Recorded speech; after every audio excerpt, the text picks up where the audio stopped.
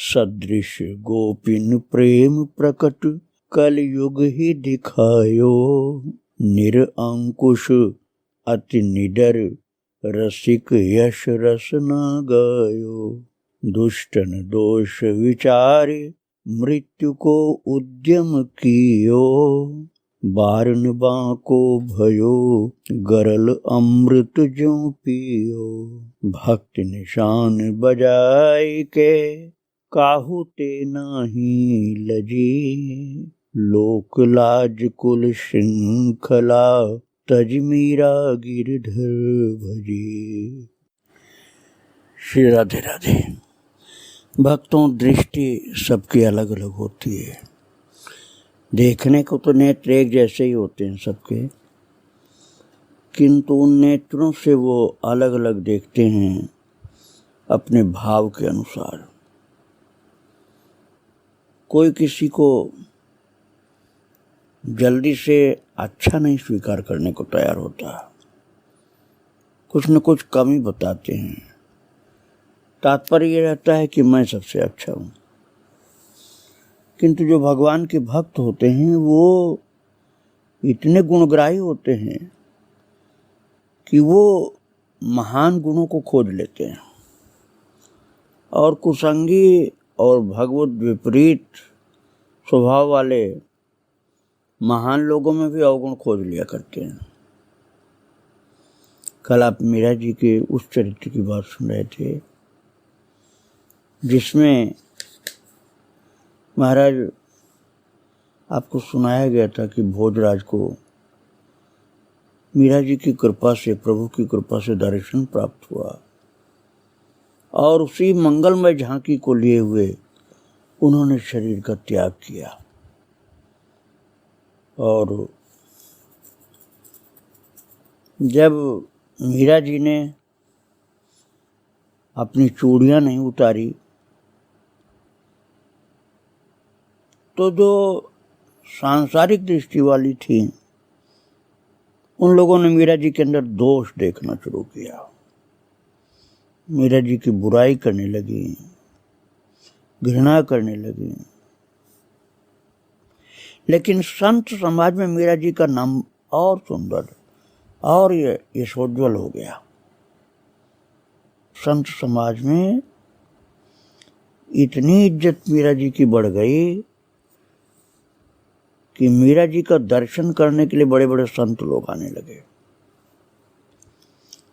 लोग पुष्कर तीर्थ जाते थे तो कहते थे भाई यहाँ से मेड़ता जाना जरूरी है, क्योंकि मेड़ता नहीं जाएंगे तो मीरा जी का दर्शन कैसे मिलेगा।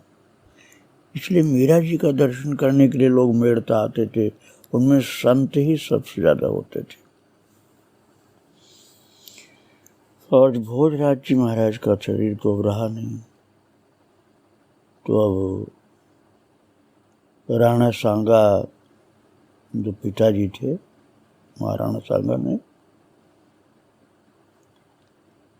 फिर कहा कि बेटा विक्रमादित्य तुम राज्य कार्य का भार संभालो। और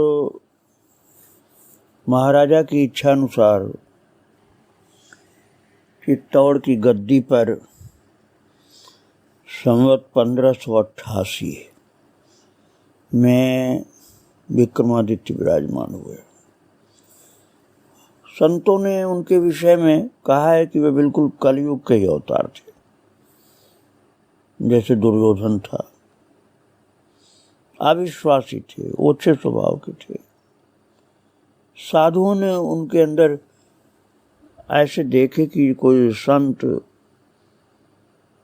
उनको स्वीकार ही नहीं करता था, अर्थात धार्मिक स्वभाव नहीं था उनका, किसी की बात नहीं मानते थे। और राजा किसी की बात न माने तो सलाह किससे लेगा। राज्य का प्रबंधन कठिन हो गया। उनके खिदमतगारों के नाम पर 5000 पहलवान पाल रखे थे और कुटिल, मूर्ख और चाटुकार लोग ही उनके आसपास रहते थे। बड़े बड़े सामंत का अपमान, हंसी उड़ाने में महाराणा विक्रमादित्य को कोई संकोच नहीं था। अपना सम्मान बचाने के लिए वफादार, नेकनियत सामंत और कर्मचारी लोग अपने घर बैठ गए। उन्होंने कहा वहाँ जाएंगे तो हमारा सम्मान खत्म हो जाएगा, हमारी बेइज्जती हो जाएगी, इसलिए लोग अपने घरों में रहने लगे।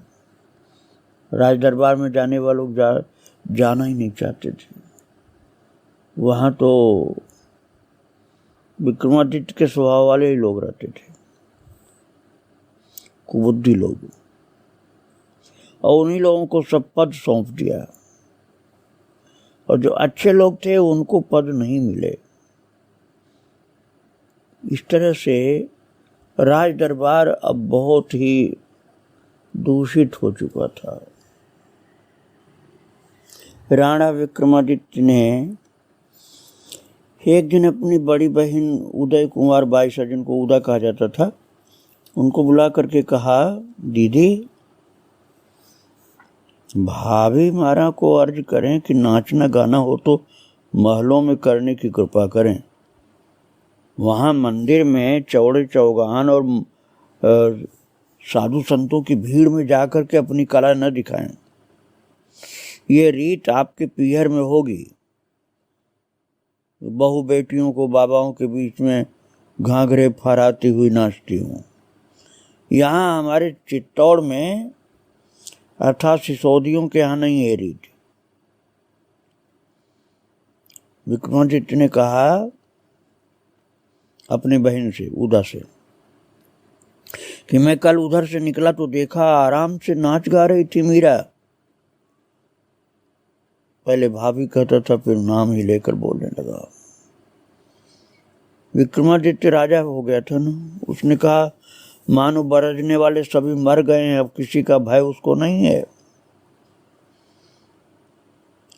विक्रमादित्य ने कहा मैंने जब देखा संतों के बीच में उसको नाचते हुए तो मेरे तो एड़ी से चोटी तक जैसे जलन सी हो गई, इतना क्रोध आया। और उदा से कहा विक्रमादित्य ने कि तुम मीरा से बोल देना कि आज सह गया हूं, किंतु फिर कभी देखा तो मुझसे बुरा न होगा कोई। ये बात अच्छी तरह से समझा करके बोलना। और महाराज राणा विक्रमादित्य की बात, उदा जिसका नाम था उदय कुमार बाईसा, वो मीरा जी के पास आकर राणा जी की विक्रमादित्य की बात तो बताया ही, लेकिन अपनी ओर से थोड़ा और मिला दिया और अपनी ओर से नमक मिर्च मिला करके तब बातें बताई। और इस तरह से कहा कि दोबारा मीरा जी फिर नृत्य न करें, भजन न गाएं। लेकिन मीरा जी को कहाँ डर था, उन्होंने तो अनसुना कर दिया उनकी बातों को और बड़े प्रेम से भजन गाने लगी प्रभु के सम्मुख। राम नाम की झांझ चला श्या, भवसागर तर जा साव माई, मीरा शरण सांवल गिरधर की, चरण कमल लपटा साहु माई। वो तो गा रहे हैं कि जो राम नाम की झांझ बजाता रहता है वो तर जाता है, भवसागर पार कर जाता है, प्रभु के धाम पहुंचता है। और जो ऐसा नहीं करता है, भगवत भजन कीर्तन नहीं करता, वो तो भटकता रहता है। मैं तो अपने प्रभु की चरण की आश्रिता हूं, मैं और किसी की बात नहीं सुनती। महाराज मीरा जी तो बस संतों को, अपने गुरु को और अपने भगवान को आदर देती थी, और अहंकारी राजा विक्रमादित्य की बात को उन्होंने कोई महत्व नहीं दिया, बल्कि उन्होंने कह दिया कि मैं तो जो भगवान की भक्ति में लगी हूं इससे पीछे नहीं जाऊंगी। महाराज बहुत ज्यादा क्रोध हुई उस समय उदा को, जैसे विक्रमादित्य ने बताया था उसी तरह की बुद्धि थी। बाद में चल के उदा भक्त हो जाती है। मीरा जी के सानिध्य में मीरा को पहचान लेती, लेकिन अभी नहीं। शुरू में तो राजा के हिसाब से ही उदा चलती थी।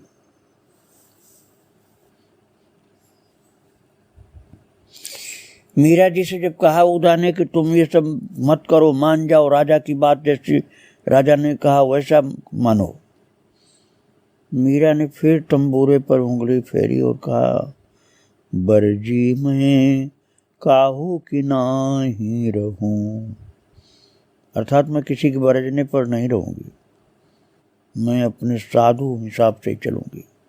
बरजी मैं काहू की नाही रहूं, सुन रे सखी तुम चेतन हुए के मन की बात कहूं, बरजी में काहू की नाही रहूं, साधु संगति कर हरि सुख लेऊं, जग सो दूर रहूं, तन धन मेरो सब ही जाओ, भल मेरो शीश लहूं, बरजी में काहू की नाही रहूं, मन मेरो लागो सुमिरन सेती, सबका बोल सहूं।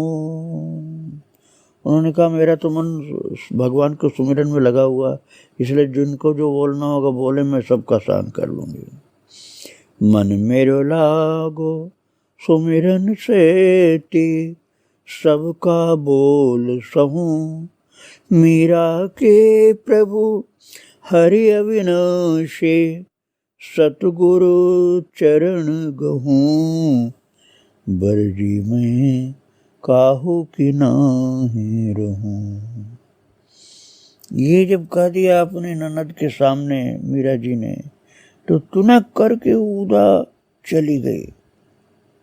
और राणा जी ने बहन को समझाया, जब बताया राणा को, विक्रमादित्य को, उदा ने, कि वो किसी की बात नहीं सुनती, तुम्हारी भी नहीं सुनती। तो बहन उदा, जिनका वास्तविक नाम था उदय कुंवर बाईसा, उदय कुंवर बाईसा, तो उनको राणा विक्रमादित्य ने कहा कि गिरधर गोपाल की मूर्ति ही क्यों न चुरा लेती, सब अनर्थों की जड़ वही है। और महाराज उदा ने गिरधर गोपाल की मूर्ति अर्थात ठाकुर जी को चुरा लिया। और महाराज जब ठाकुर जी का सिंहासन खाली देखा है मीरा ने, तो रो दी मीरा, आंखों से आंसू गिरने लगे, जैसे कलेजा बैठ सा गया, रोने लगी। और अब भाग करके भगवान की जगह, जहाँ पर भगवान का स्वरूप तो हाथ नहीं था, चोरी हो गए थे ठाकुर जी, ठाकुर जी चोरी हो गए, लेकिन जहाँ बैठती थी ठाकुर जी को भजन सुनाती थी, वहीं बैठ करके मीरा ने तानपुरा उठाया और मीरा जी गाने लगी विनती करती हुई। मीरा जी के नैनों से ऐसे आंसू की धार चली गई, उनके कपड़े भीग गए आंसुओं से, आंचल भीग गया। और उनकी सखी मिथुला ने उतावले स्वर में कहा, बाईसा हुकुम, बाईसा हुकुम, आप इतना रब मत रो, मत रो। मीरा की आकुल दृष्टि मिथुला की ओर उठी और महाराज मीरा जी गा रही थी, मैं तो थारे भजन भरोसे अविनाशी, मैं तो थारे भजन भरोसे अविनाशी। हे प्रभु, मैं तो आपकी भजन करके आपका ही भरोसा करती हूँ। तीरथ बरत तो कुछ नहीं कीनो, बन फिरे उदासी, जंतर मंतर कछु नहीं जानो, वेद पढ़े नहीं काशी, मीरा के प्रभु गिरधर नागर, भये चरण की दासी, मैं तो थारे भजन भरोसे अविनाशी। आंख बंद करके गा रही थी मीरा। तब तक वो जब मिथुला जो थी वो बोली कि बादशाह आप सामने देखो तो सही, आप सामने देखो तो सही। तो सिंहासन की ओर देखा है। हर्ष के मीरा जी दौड़ पड़ी सिंहासन को उठा करके ठाकुर जी को लगाया, क्योंकि ठाकुर जी प्रकट हो गए सिंहासन पर।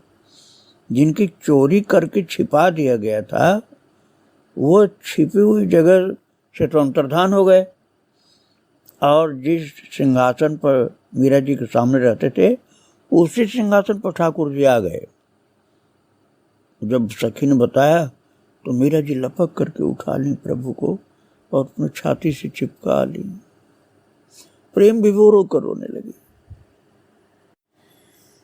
मिथुला नाम की जो दासी थी,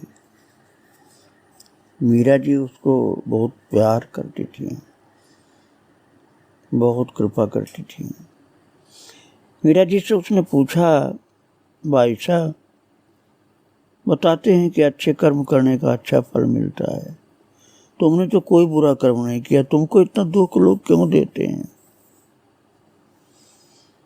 मीरा जी ने कहा कि कर्मों की खेती है ना, कुछ पहले का होगा, चिंता मत करो, ठाकुर जी तो अपने पास हैं, उस समय आने पर हमारी रक्षा करते रहते हैं, और प्रारब्ध हमको अपने समय से हमको कष्ट भी देता है।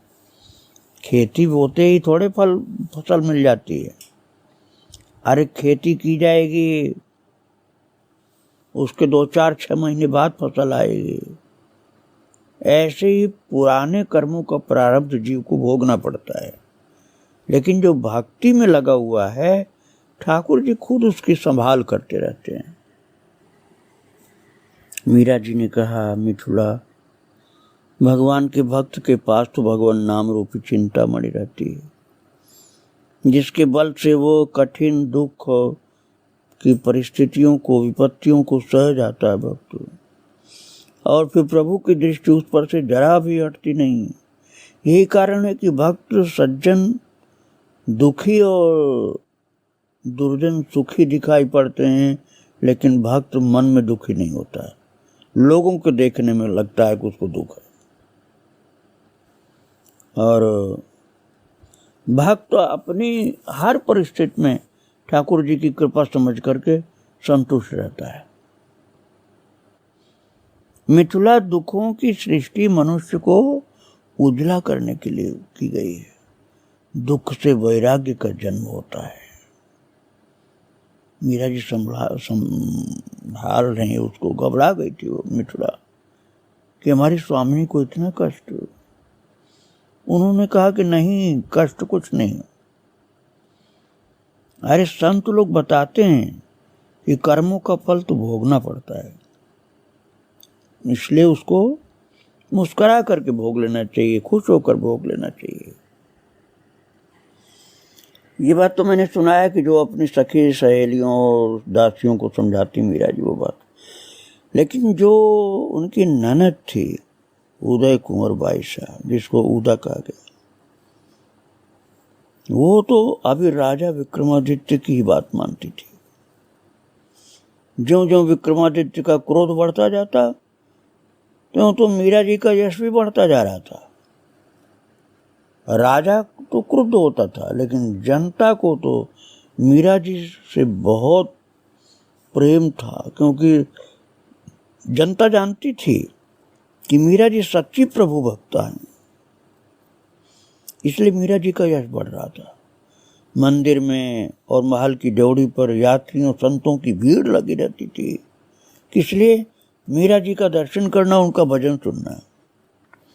कई लोग तो मीरा जी के भजन लिखने के लिए आते थे, और ऐसे लोग चंपा को भी घेरे रहते, क्योंकि भजन की पुस्तिका, जो पहले भजन गाई जा चुकी उनकी पुस्तिका चंपा के पास रहती थी, वो खुद लिख लेती थी मीरा जी जब गाती थी। भक्तों, मीरा जी का भजन पहले से लिखना नहीं पड़ता था। मीरा जब बैठ करके गाना शुरू करती थी, मीरा जी जब गाना शुरू करती थी तो गाती जाती थी। रचना अलग से टाइम निकाल के करती नहीं थी, रचना स्वयं होती जाती थी। भजन की रचना स्वयं होती जाती थी, वो तो गाती जाती थी। लिखने वाले अपना लिखते रहते थे। और उनकी महाराज पहले आपको मैं बता चुका हूँ, चंपकलता सखी, राधा रानी की सखी, भगवान की इच्छा अनुसार चंपा बन करके आई थी, जो मीरा जी की संभाल कर रही। और ये सब सुन करके महाराणा के कलेजे में ऐंठन होती, पर करे क्या, क्योंकि सभी यही कहते कि पहले ससुर और पति ही कुछ नहीं कहते थे, तो अब कुछ कहने में क्या सार है। तो कोई नहीं मना करता था, तो अब कैसे मना किया जाए। तो रानीवास में स्त्रियां दो हिस्से में बट गई, कुछ मीरा की ओर और कुछ उदय कुमार भाई, जो उदय कुमार अर्थात उदा की ओर, जो महाराणा की ओर थी। और महाराज जो राणा के पक्ष में थी ना, वो तो कहती थी कब मरेगी ये, मीरा जी के लिए से बोल देती थी। वो नहीं आदर करती थी मीरा जी का। मीरा जी को मरने जीने से कोई चिंता नहीं थी, चाहे जब मरना हो ठाकुर जी की इच्छा होगी तो हो जाएगा, उनको कोई चिंता नहीं थी। चिंता तो दुष्ट लोगों को थी, मीरा जी को कोई चिंता नहीं। हाँ, उदा कहती थी कि देखो भाभी को कोई भी शर्म नहीं, वो साधुओं के बीच में गाती है, नाचती है, और क्या यही कुल रीत है हमारी। बहुत उल्टा सीधा बोलती थी, वो मैं नहीं बोल सकता हूँ। मीरा जी ने कभी भी उसका अपमान नहीं किया, वो तो ननद जी कह के बोलती थी। और वो जहरीले स्वर में बोलती थी, इतना आप समझ लें, उसके शब्द उच्चारण करने योग्य नहीं है जो बोलती थी। मीरा जी बड़े ठंडे स्वर में उसके साथ बात करती थी। वो तो कहती थी कि मुझे सोने और हीरे मोतियों की आवश्यकता नहीं है, मुझे तो प्रभु की भक्ति ही प्रिय है। और जो लोग भक्तिहीन थे वो कहते थे कि आपके द्वारा दोनों कुलों का अपमान हो रहा है, पीहर माँ और ससुराल। लेकिन वो संत लोग कहते थे कि इनके द्वारा दोनों कुल उज्जवल हो गए, दोनों कुल ससुराल और पीहर दोनों कुल मीरा जी की भक्ति से तर गए, संत लोग ये कहते थे। और नास्तिक लोग मीरा जी को दोष देते थे भक्तों। मैं आपको पहले सुना चुका हूँ भक्तों, मीरा जी के चाचा के लड़के कुंवर जयमल की बात। तो मीरा जी को बहुत मानते थे। जब उनको सुनने को मिला कि भोजराज का शरीर अब नहीं रहा, वो चित्तौड़ पधारे और प्रार्थना किया बड़ी बहन से कि आप मेड़ता जरूर चलिए, भले ही आपका मन हो बाद में वापस आ जाना, लेकिन अब हम आपको लेने आए हैं, अब आपको मेड़ता चलना, अर्थात अपने मायके चलना आपको। और उनके प्रेम को देख करके मीरा जी मना नहीं कर पाई, बोले ठीक है तुम्हारा मन है तो मैं चलूँगी। मेड़ता में जा कर के मीरा जी ने वहाँ का परिवर्तित स्वरूप देखा है कि माँ रहती थी अब नहीं है, जहाँ बचपन बीता था अब वहाँ माँ नहीं, सूना लग रहा था। और जो छोटे छोटे बच्चे लोग थे बड़े बड़े जवान हो चुके हैं, और बच्चे हैं, उन सब से मीरा जी को प्रणाम करवाया गया। मीरा जी को प्रणाम किया इन बच्चों ने। तो सबसे मिलने के बाद मीरा जी ने कहा कि मुझे मेड़ता में नहीं रहना, आपके कहने से मैं आ गई थी, इसलिए फिर वो चित्तौड़ वापस चली जाती हैं। चित्तौड़ में साधु संतों की भीड़ लगने लग गई थी। जैसे मेड़ता पहुंची तो मेड़ता में भीड़ होती थी, और चित्तौड़ पहुंच गई तो चित्तौड़ में भी संत लोग भक्त लोग आने लगे, शुरू हो गए। मीरा जी को किसी से मतलब नहीं था, अपने ठाकुर जैसे मतलब था, बस भगवान की भक्ति में लगे रहती थी। लेकिन महाराणा का क्रोध धीरे धीरे बढ़ता गया और उसने निश्चय कर लिया कि पहले तो मीरा की जितनी सखियां हैं, सेविकाएं हैं, इन सबको खत्म करूंगा। इसके बाद भी नहीं सुधरी, यदि उनके शब्द ये थे भक्तों, इसके बाद भी यदि मीरा नहीं सुधरी, मीरा बिगड़ी कहाँ थी जो सुधरती, वो तो पहले से भगवान की भक्ति में सुधरी ही थी। लेकिन जो बिगड़ा हुआ व्यक्ति होता है वो महान पुरुषों को बिगड़ा हुआ समझता है। तो राणा का क्रोध इस प्रकार प्रकट हुआ कि सखियों, सहेलियों, दासियों को भी खत्म करके मीरा को भी खत्म करने का मन में सोचने लगा। षड्यंत्र शुरू कर दिया। उसके षड्यंत्रों की बात आज मैं आपको नहीं सुनाऊंगा, कल सुनाऊंगा। मीरा जी को प्रणाम करके आज यहीं विराम दे रहा हूँ भक्तों। श्री राधे राधे, जय श्री राधे राधे।